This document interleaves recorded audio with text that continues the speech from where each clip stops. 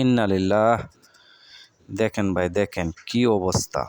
প্রথমে একটি ট্রাক সিএনজিটাকে পেছন থেকে মেরে পালিয়ে যায়, পরে আরেকটা ট্রাক উল্টা পথে এসে দুমড়ে মুচড়ে পালিয়ে যায়।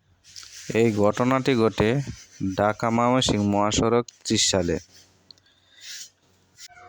তবে আমার মতে উল্টো পথে যে ট্রাকটা আসছে এটা ইচ্ছাকৃতভাবে করছে।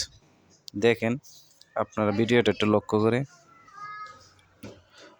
কম করে হলো 3 থেকে 4 বার চাকার নিচে লোকটিকে ফালছে। দেখেন এই হচ্ছে বাংলাদেশের অবস্থা।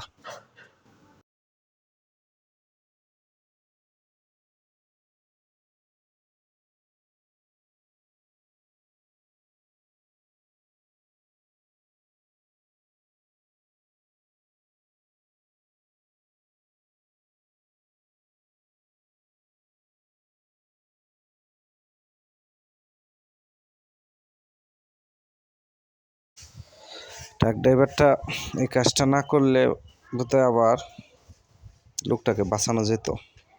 আল্লাহ।